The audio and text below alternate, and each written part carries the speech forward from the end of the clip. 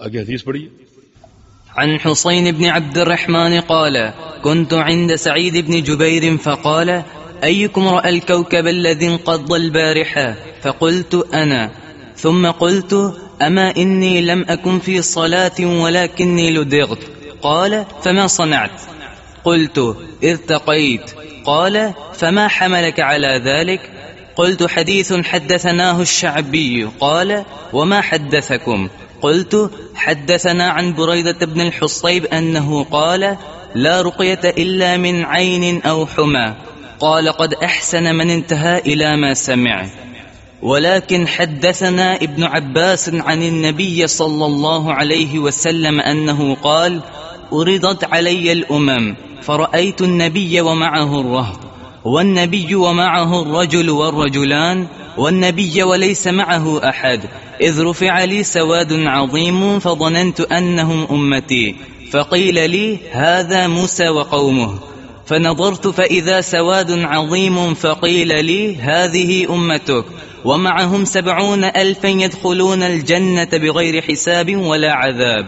ثم نهض فدخل منزله فخاض الناس في أولئك فقال بعضهم فلعلهم الذين صحبوا رسول الله صلى الله عليه وسلم وقال بعضهم فلعلهم الذين ولدوا في الإسلام فلم يشركوا بالله شيئا وذكروا أشياء.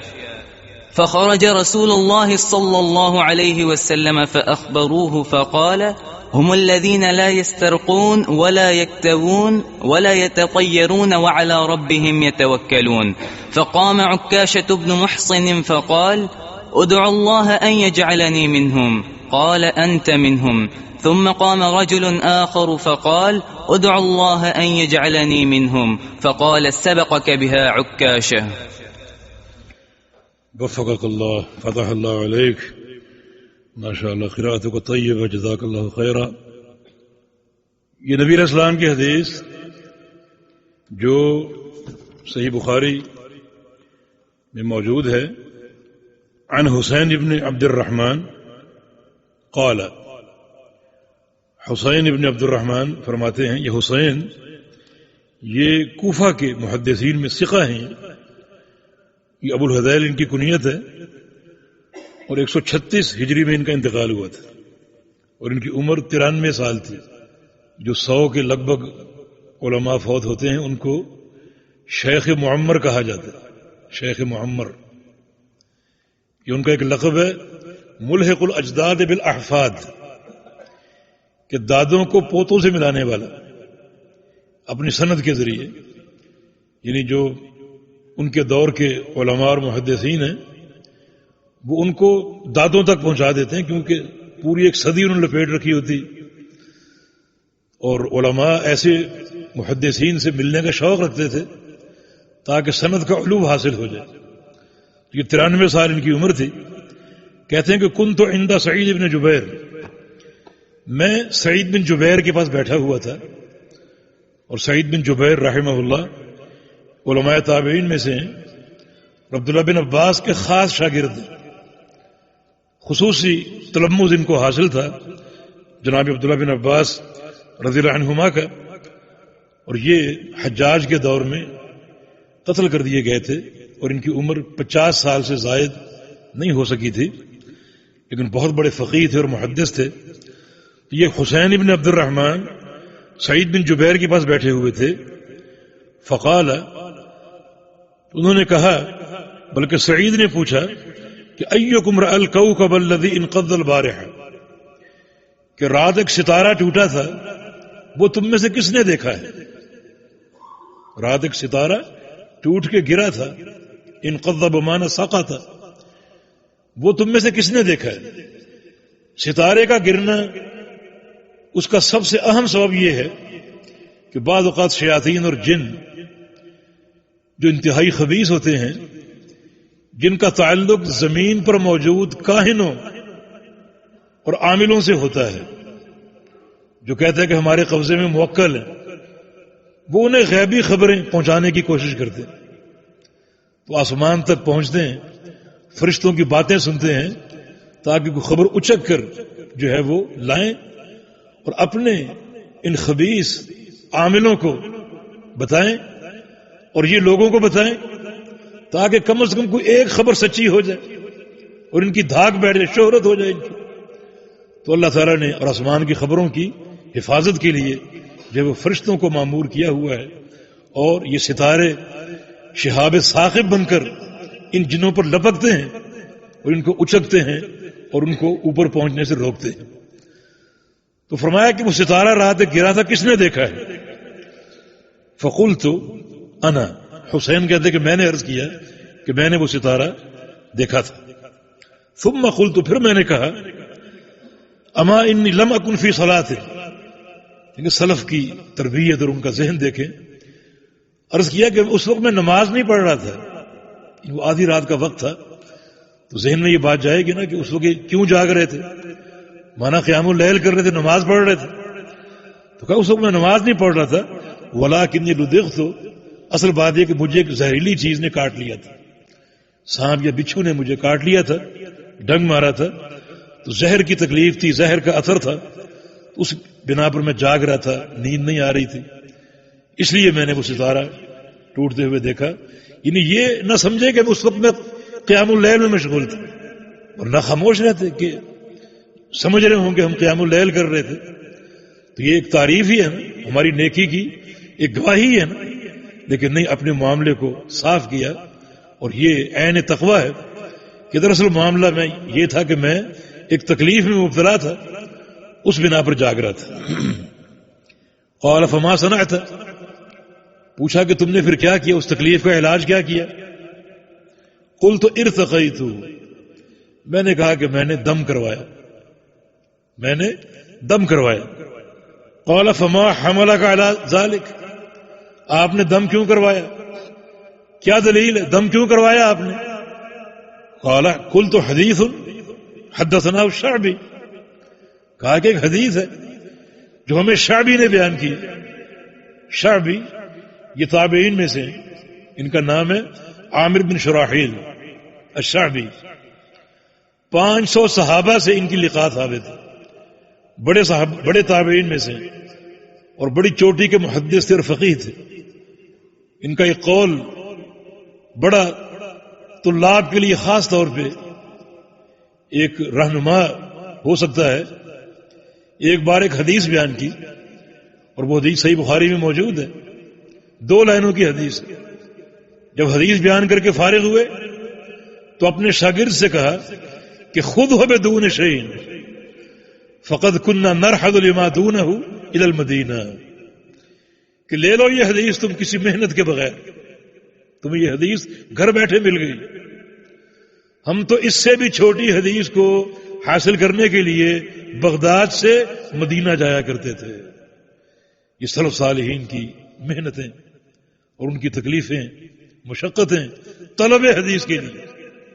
ابو حاتم الرازی کا قول ہے کہ میں طلب حدیث کے لیے 3000 میل پیدل چلا ہوں، 3000 میل۔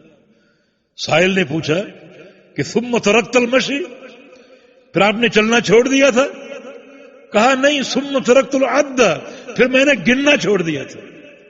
بقی بن مخلد محدث دیار اندلس، طلب حدیث کے لیے انہوں نے 3 بر اعظموں کا سفر کیا، 3 ملکوں کا نہیں، 3 بر اعظم۔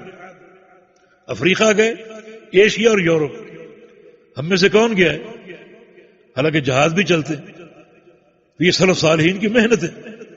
تو عامر بن شراحیل یہ 63 ہجری میں فوت ہوئے تھے، 63 ہجری میں۔ تو کہا کہ میں نے دم کیوں کروایا؟ مجھے عامر الشعبی نے حدیث بیان کی۔ پوچھا کیا حدیث ہے؟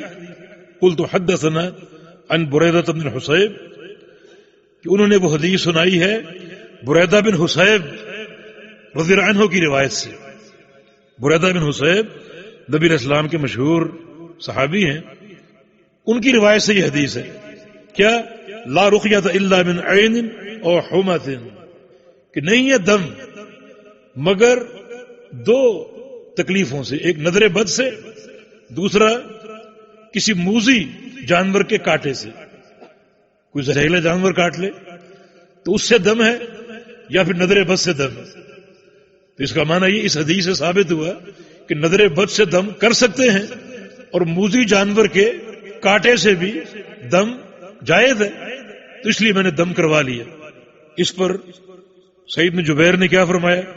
قد احسن من انتہا الی ما سمع، کہ جس شخص کے پاس کوئی علم پہنچے وہ اس کو اپنا لے، وہ اچھا کرتا ہے۔ علم سے مراد کیا ہے؟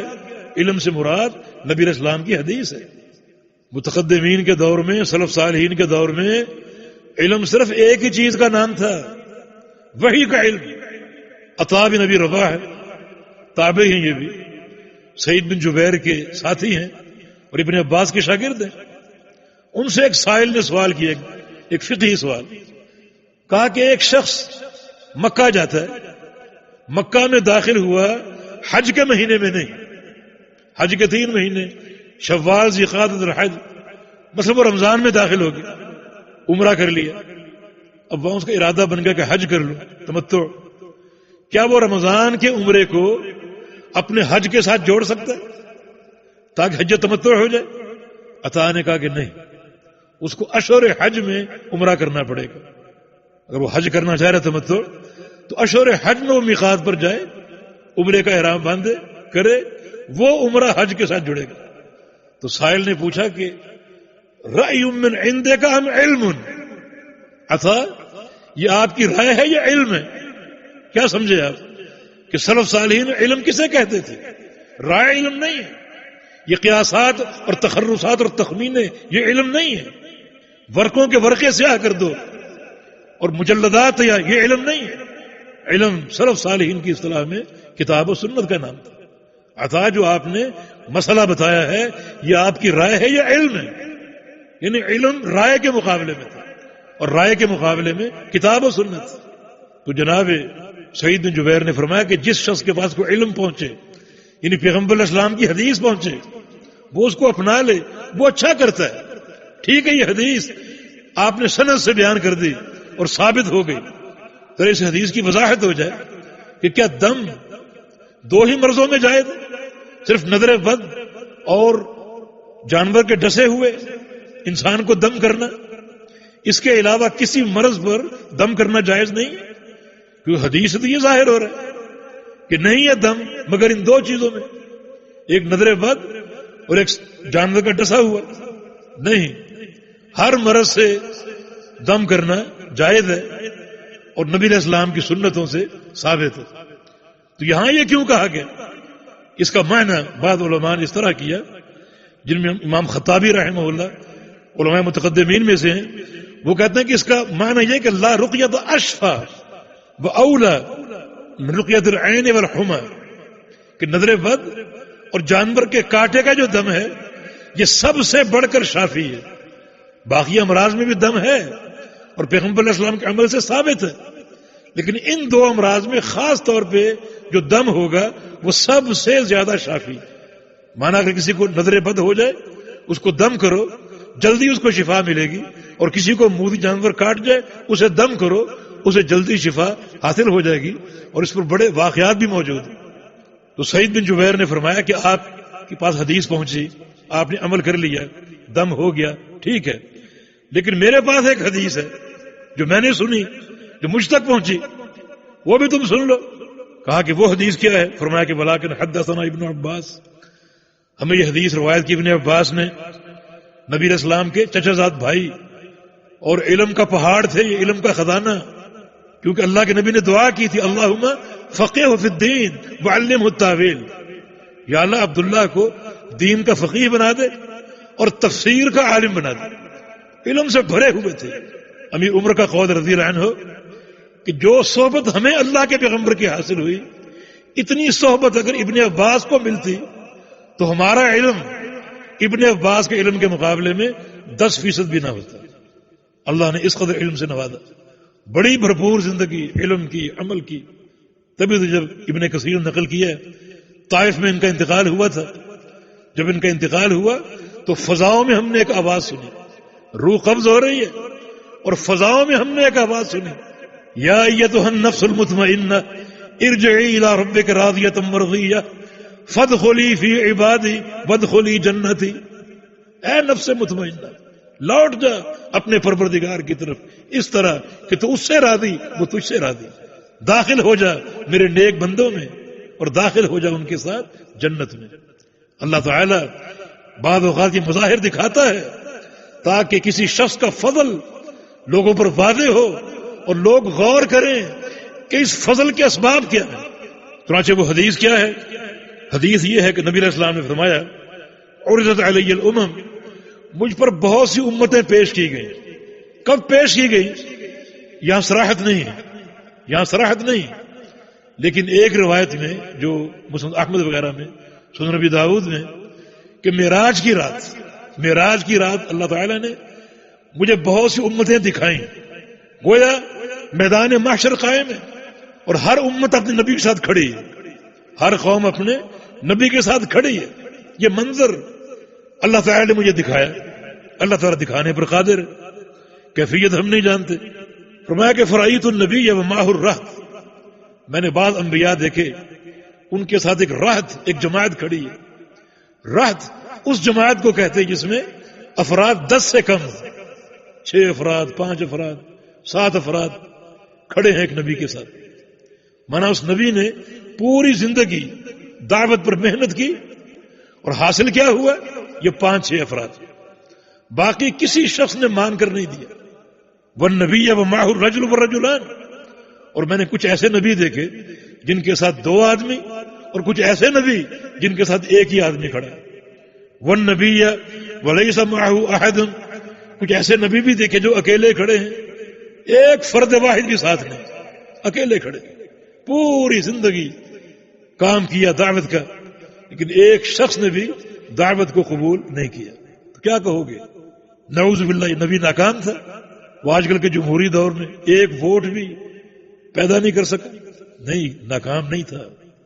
ہر نبی کامیاب ہوتا ہے، اور نبی کی کامیابی یہ ہے کہ اپنے منہج توحید پر قائم رہے، یہ نہیں کچھ لو اور کچھ دو، کچھ تنازل اختیار کرو، کچھ مان لو کچھ منوا لو، نہیں، جو صریح توحید خالص اس پر قائم رہے، اس سے تنازل نہیں، اس سے ہٹنا ممکن نہیں، مانو یا نہ مانو، یہ کامیابی۔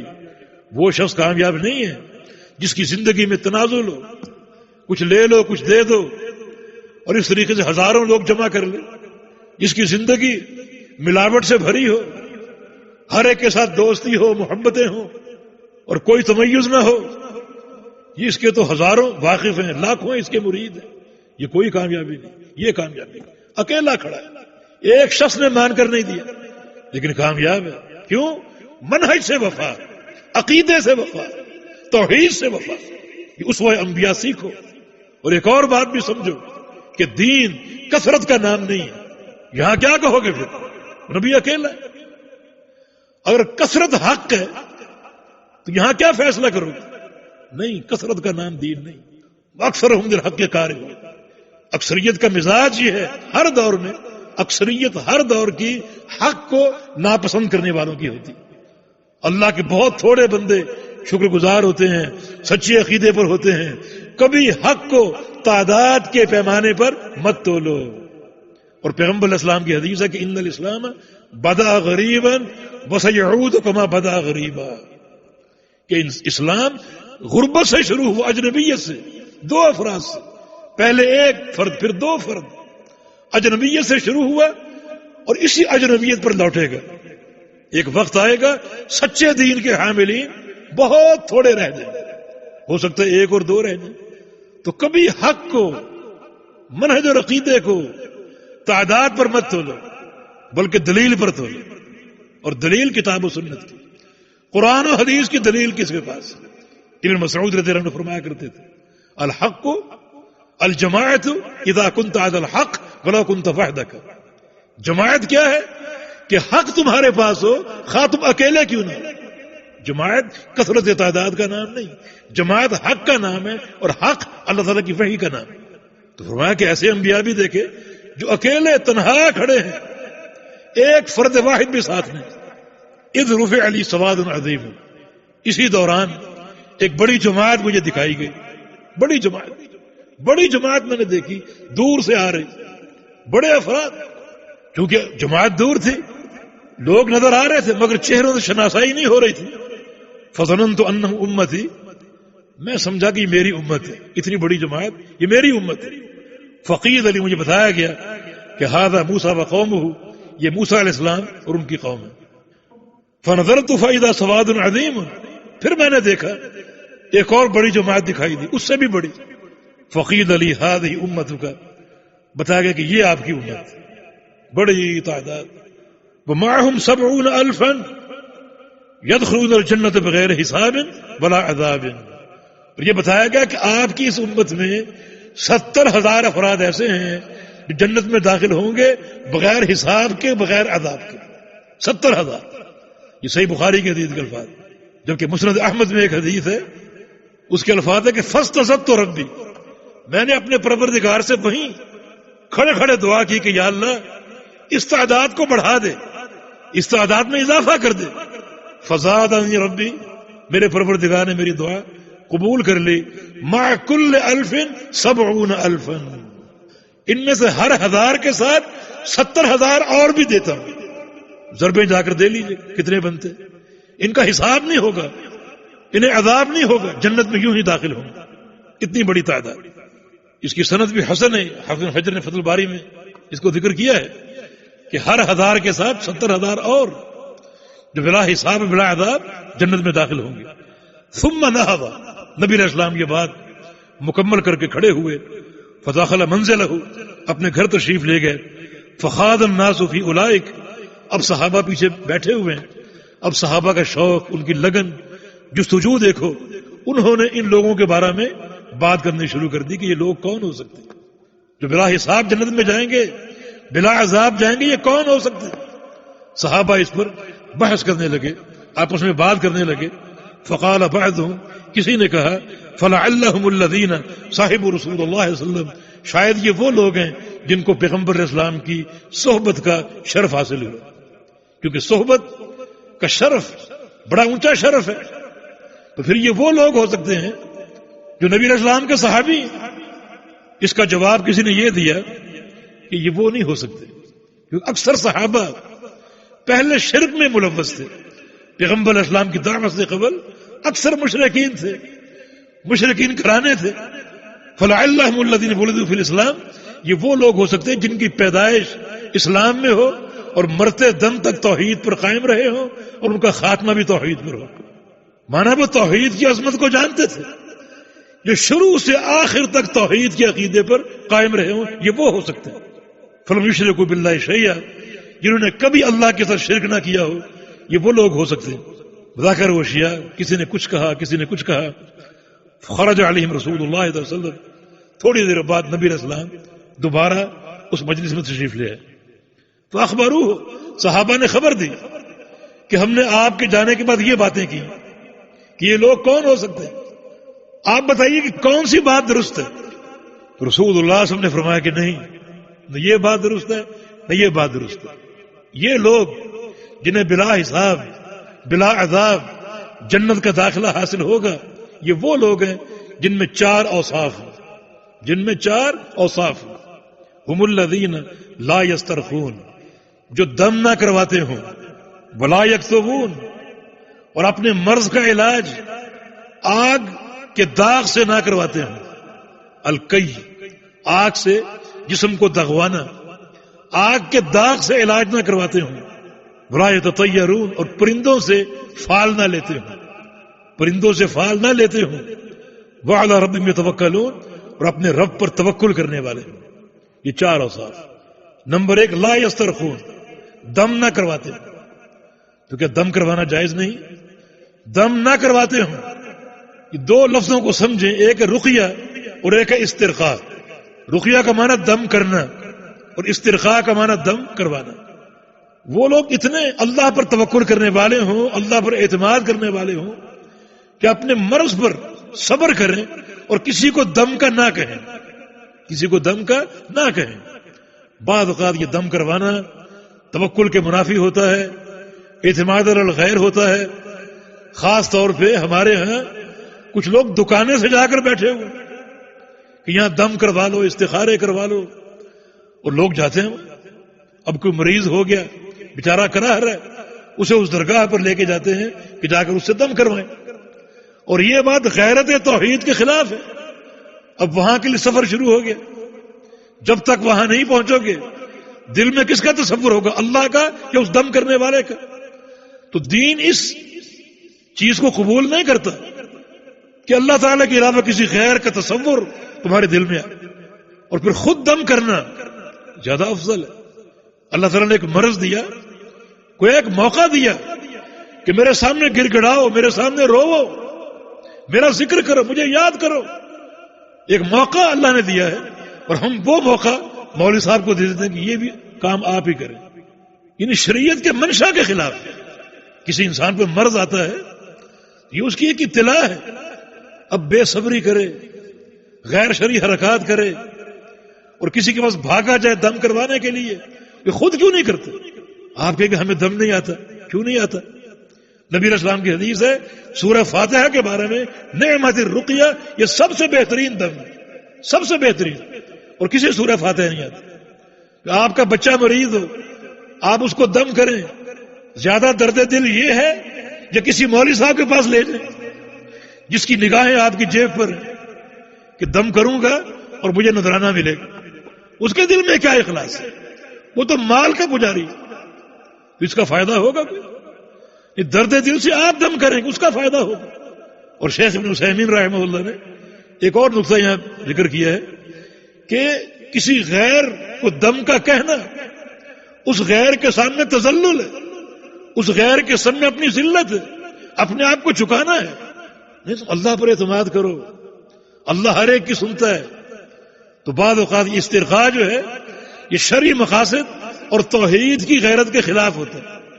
تو وہ لوگ اللہ پر توکل کرتے ہیں, خود دم کرتے ہیں. البتہ کسی اور سے دم کروانا ایک صورت میں جائز ہے, اور وہ یہ کہ دم آپ کو نہ آتا ہو یا آپ کی طاقت سے باہر ہو. بعض اوقات ایک مریض پر جنوں کا حملہ ہوتا ہے, اس میں داخل ہو جاتے ہیں, اس کو تنگ کرتے ہیں, اور وہ آپ کی طاقت سے باہر ہے ان کا مقابلہ کرنا. اب آپ کسی سے کہیں کہ آپ میرا علاج کیجیے, کہ استرخاء کی یہ شکل جائز ہے, لیکن اولویت کس چیز کو حاصل ہے کہ آپ کسی سے تقاضا نہ کریں, صبر کریں, اللہ پر توکل کریں. صرف ایسے امور پر جو آپ کی طاقت سے باہر ہو اس میں آپ استرخاء کر لیں. باقی ہر معاملے میں خود دم کیجیے. اللہ تعالیٰ کے سامنے آہوزاری کرنے کا ایک موقع آپ کو حاصل ہوا ہے, اس کو ضائع نہ کیجیے, خود کیجیے. یہ پہلی چیز, لا یسترخون ولا یکتوون, اور وہ اکتوا نہیں کرتے, یعنی آگ سے داغ لگوا کر مرض کا علاج کرنا. اگر یہ جائز ہے, نبی علیہ السلام کا فرمان ہے الشفاء فی ثلاث, صحیح بخاری کی حدیث کہ شفا 3 چیزوں میں, شربت و عسل وشرطۃ محجم بقیۃ نار. 3 چیزیں شفا ہیں. ایک شہد پینا, دوسرا سنگی لگوانا حجامہ, اور تیسرا آگ سے داغ لگوانا. جائز ہے یہ. آگے فرمایا کہ انہا عن الکئی, میں اس علاج سے روکتا ہوں, یہ آگ سے داغ لگوانے کے علاج سے منع کرتا ہوں. یہ منع تحریمی نہیں, بلکہ یہ منع جو ہے اختیاری ہے, کہ بہتر یہ ہے کہ یہ طریقے علاج نہ اپنائے, اس کے مقابلے میں صبر کر لے. اس میں تعذیب ہے, اذا ہے, تکلیف ہے, اس کو جھیلنے سے بہتر صبر کرے, یہ اور طرح کے علاج وہ اپنا لے اور وہ اختیار کر لے. بہرحال کئی جو ہے جائز ہے, یہ آگ کا داغ جائز ہے, لیکن اولویت اور افضلیت اس چیز کو حاصل ہے کہ اس علاج کو اختیار نہ کیا جائے. اس سے بہتر اللہ پر توکل کرنا ہے, اور دیگر جو طرق کے علاج ہیں ان کو آپ تلاش کیجئے اور ان کا قصد کیجئے. اور تیسری لا یتطیرون, پرندوں سے فال نہیں لیتے. اس کے بہت سے طریقے ہیں. جو طریقہ عرب میں معروف تھا وہ یہ تھا, جب اپنے گھروں سے نکلتے جو پرندہ راستے میں پہلا دکھائی دیتا اس کو اڑاتے. اگر وہ دائیں طرف گیا ہے تو سمجھتے یہ سفر بابرکت, اگر بائیں طرف گیا ہے سمجھتے یہ سفر نقصان دہ ہے, اس میں نحوست ہے. یعنی پرندے کا بائیں طرف پرواز کرنا یہ نحوست. واپس لوٹ آتے. یہ تشاؤم پرندوں کے ساتھ. ہمارے یہاں اس کی شکل ایک ہے پرندوں سے فال لینے کی. کسی شخص کو کوئی فکر ہو, کوئی مرض ہو, کوئی تکلیف ہو, کوئی خسارہ ہو, تو اپنی قسمت کا حال معلوم کرنے جاتا ہے ایک فٹ پاتھیے کے پاس. بیچارہ فٹ پاتھ پہ بیٹھا ہوتا ہے، گندے کپڑے، گندا منہ اور گندی بدبو اس کے منہ کی اور گندا کردار اس کا، اس سے اپنی قسمت کا حال معلوم کرنے جاتا ہے۔ اور وہ کیا کرتا ہے؟ وہ طوطے سے پوچھتا ہے۔ ایک انسان کی عقل دیکھو، اتنی ذلت، ایک ذلیل ترین انسان کے پاس جانا اور وہ آگے طوطے سے پوچھتا ہے کہ اس کی قسمت کا حال بتاؤ۔ تشاؤم کی یہ صورت شرک ہے۔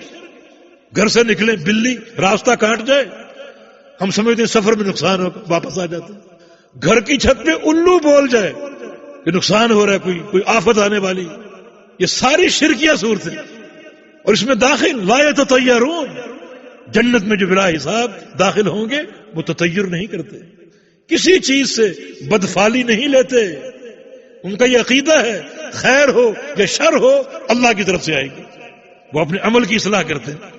یہ پوچھا کہ اگر اپنی مرضی سے کوئی دم کر دے، یہ سب سے بہترین طریقہ۔ صحابہ نے نبی علیہ السلام پوچھا تھا، یا رسول اللہ صلی اللہ علیہ وسلم اپنے کسی بھائی کی ہم عیادت کے لیے جائیں، اس کو دم کر سکتے ہیں؟ فرمایا کہ من استطاع ان ينفع اخاه فلينفع، جو اپنے بھائی کو نفع دینا چاہے وہ ضرور اس کو نفع دے، یعنی ضرور دم کرے اس کو، یہ سب سے بہترین صورت ہے۔ لیکن استرخاء جو ہے اس میں جو ہم نے کلام کیا اس کی صورتیں بتائیں آپ کو، لیکن رقیہ بذات خود دم کرنا، ایک بار جبریل امین اللہ کے پیغمبر کے پاس آئے، رسول اللہ صلی اللہ علیہ وسلم کو بخار زدہ پایا، جبریل نے اللہ کے پیغمبر کو دم کیا۔ ایک بار پیغمبر علیہ السلام بیمار تھے، عائشہ صدیقہ نے پیغمبر علیہ السلام کو دم کیا، پڑھا عائشہ نے، مگر ہاتھ برکت کے لیے اللہ کے پیغمبر کا پھیرا۔ اور چوتھی صورت کیا ہے؟ وعلی ربہم یتوکلون، اپنے رب پر توکل کرتے ہیں، اپنے رب پر توکل کرتے ہیں۔ توکل میرے دوست اور بھائیو اسباب اختیار کرنے کا نام ہے، اسباب کو چھوڑنے کا نام نہیں ہے۔ جس چیز کا، جس تکلیف کا جو سبب ہے اس سبب کو اختیار کرو، اس تکلیف کو براہ راست مؤثر نہ کہو، اس کی تاثیر اللہ کے حکم سے ہوگی، اور اللہ پر توکل کرو۔ اسباب اختیار کیے بغیر توکل کرنا یہ شرعی مقاصد کے خلاف ہے۔ مثلا ایک شخص پیاسا ہے، پانی سامنے پڑا ہوا ہے، کہ میں پانی نہیں پیوں گا، اللہ پر توکل کروں گا، یہ توکل نہیں۔ ایک شخص بھوکا ہے، کھانا موجود ہے، کھانا نہیں کھاتا، توکل کرتا ہوں۔ ایک شخص کو گرمی لگ رہی ہے، دھوپ میں ہے، سامنے سایہ ہے، سایہ میں نہیں جاؤں گا، توکل کر کے یہیں بیٹھوں گا، یہ توکل نہیں ہے۔ ایک شخص کو بچے کی خواہش ہے، شادی نہیں کرتا، اللہ دے دے گا، توکل کرتا ہے، کیسے؟ تو یہ اسباب اختیار کرنا، اے عقل بتوکل، اللہ کے پیغمبر کی حدیث۔ مسجد میں جا رہے ہو، اونٹنی پر سوار ہو تو اونٹنی کو کھلا چھوڑ کر مسجد میں چلے جاؤ، اللہ پر توکل کرتا ہوں، اللہ میری اونٹنی کی حفاظت کرے گا، نہیں۔ اے عقل، پہلے اونٹنی کا پاؤں باندھو پھر توکل کرو۔ اسباب اختیار کرنے چاہیے۔ اسی طرح ایک مریض ہو تو وہ دوائی اختیار کر سکتا ہے، ڈاکٹر سے، حکیم سے، طبیب سے دوائی لے سکتا ہے۔ یہ اسباب اختیار کرنا نبی علیہ السلام کی ہدایت اور نبی علیہ السلام کے فرامین کے مطابق ہے۔ نبی علیہ السلام کا فرمان ہے، ما انزل اللہ من داء الا وانزل الشفاء، اللہ تعالیٰ نے جو مرض اتارا اس کی شفا بھی اتاری۔ بعض اعراب اللہ کے پیغمبر کے پاس آئے، آ کر سوال کیا پیغمبر علیہ السلام سے، انا تداوی یا رسول اللہ، کہ یا رسول اللہ صلی اللہ علیہ وسلم کیا دوا سے علاج کر سکتے ہیں؟ فرمایا کہ یا عباد اللہ تداوو، اللہ کے بندو دوائیں اختیار کرو، دوائیں استعمال کرو اور دواؤں سے علاج کراؤ۔ یہ توکل کے منافی نہیں ہے، اسباب اختیار کرنا یہ توکل کے منافی نہیں۔ اسباب کس کی دین ہے؟ اسباب پیدا کرنے والا کون ہے؟ اللہ تعالی۔ مسبب کون ہے؟ اللہ تعالی۔ اسباب کی تاثیر پیدا کرنے والا کون ہے؟ اللہ تعالی۔ تو ہر چیز اللہ تعالیٰ کی طرف منسوب ہے، تو پھر یہ توکل کے منافی نہیں۔ یہ چار اوصاف ہیں ان لوگوں کے جنہیں اللہ تعالیٰ بلا حساب جنت میں داخل کر دے گا۔ تو یہ چاروں میں توحید کے نقطے ہیں، اور سب سے بڑھ کر اللہ پر اعتماد اور اللہ پر توکل۔ تو حقیقت توکل کو سمجھیں، ان امور کو اپنائیں، یقیناً ان کی یہ منفعت ہے کہ اللہ تعالیٰ حساب و عذاب کے بغیر بھی انسان کو جنت میں داخل فرما دے۔ فقام عکاشہ بن محصن، جب نبی علیہ السلام اس حدیث سے فارغ ہوئے تو ایک صحابی عکاشہ بن محصن، یہ سابقین میں سے، نبی علیہ السلام کے سابقین صحابہ میں سے، اور اس کی ایک تاریخ میں وارد ہے کہ کان من اجمل الناس، اس کا چہرہ بڑا خوبصورت تھا، بہت ہی خوبصورت چہرے والا تھا۔ یہ کھڑا ہوا، فقال ادعو اللہ، یا رسول اللہ دعا کیجئے اللہ تعالیٰ سے، ان یجعلنی منہم، کہ اللہ تعالیٰ مجھے ان بندوں میں شامل فرما دے۔ قال انت منہم، فرمایا کہ تم انہی میں سے ہو، بشارت مل گئی، تم انہی میں سے ہو، تم ان میں شامل ہو۔ اس لیے بعض علماء نے جن لوگوں کو جنت کی بشارت ملی ہے دنیا میں، ان نے عکاشہ کا نام بھی شامل کیا، تم انہی میں سے ہو۔ ثم قام رجل آخر، پھر ایک اور شخص کھڑا ہو گیا اور کہا کہ میرے لیے بھی دعا کر دیجئے، اللہ مجھے بھی شامل کر دے۔ تو رسول اللہ صلی اللہ علیہ وسلم نے فرمایا سبقہ کا بہا عکاشہ، عکاشہ سبقت لے گیا، عکاشہ بازی جیت گیا، سبقت لے گیا۔ یہ کیا معاملہ ہے؟ عکاشہ کو بشارت کیوں دی؟ اور جو شخص ایک لمحے بعد کھڑا ہوا وہ بھی صحابی، اسے کیوں نہیں دی؟ اس کا ایک فرق تو یہ ہے کہ جو شخص پہلے کھڑا ہوا عکاشہ، اس کا پہلے کھڑا ہونا اس بات کی دلیل ہے کہ اس کے دل میں حرص زیادہ تھی، طلب زیادہ تھی، طمع زیادہ تھا، جنت کا شوق زیادہ تھا، کہ جو ہی پیغمبر علیہ السلام خاموش ہوئے اس نے فوراً اپنی طلب پیش کر دی۔ اور جو شخص بعد میں کھڑا ہوا اگرچہ ایک لمحہ بعد، اس کی طلب عکاشہ سے کم تھی۔ اور یہاں سبقت کن کے لیے ہے؟ جن کے دل میں سچی اور زیادہ اور خوب طلب ہو۔ اس مجلس میں اس وقت عکاشہ کی طلب زیادہ تھی، وہ پہلے کھڑا ہوا۔ اس لیے اللہ کے بندو، ہر وقت عمل کی حرص، جنت کی طلب کی حرص اور یہ شوق ہمارے دلوں میں ہونا چاہیے۔ بعض علماء نے کہا جو درجہ عکاشہ کا تھا وہ اس شخص کا نہیں تھا، عکاشہ اس بشارت کے قابل تھا، وہ اس قابل نہیں تھا۔ باہر کے اللہ کے پیغمبر کا جو بھی امر ہے، جو بھی آپ کا فرمان ہے، وہ اللہ کی وحی سے ہوتا ہے۔ اس کو بشارت دینا عکاشہ کو اس بات کی دلیل ہے کہ اللہ تعالیٰ نے بذریعہ وحی اس سے آگاہ فرما دیا اور آپ نے بشارت دے دی۔ دوسرے شخص کے بارے میں آگاہ نہیں فرمایا تو آپ نے خاموشی اختیار کی، بلکہ فرمایا کہ سبقہ کا بہا عکاشہ، کہ عکاشہ سبقت لے گیا۔ تو اس حدیث کا حاصل یہ ہے کہ ہم اپنی توحید کی تحقیق کریں، ان غوامض امور پر بھی سوچیں، کتنی گہرائی ہے اس میں۔ خالی قبروں پر نہ جانا، مردوں کو نہ پکارنا، صرف یہ توحید نہیں بلکہ یہ سارے امور، یعنی کتنے گہرے نقطے ہیں یہ جن کا تعلق عقیدہ توحید کے ساتھ ہے۔ تو گہرائی میں سوچیں، خوب غور کریں، اور اس کتاب میں اس طرح کے آگے بہت سے نقاط آ رہے ہیں جن میں بڑی گہرائی سے گہرے امور مذکور ہیں توحید کے تعلق سے اور شرک کے تعلق سے۔ اللہ پاک ہم کو عافیت عطا فرمائے۔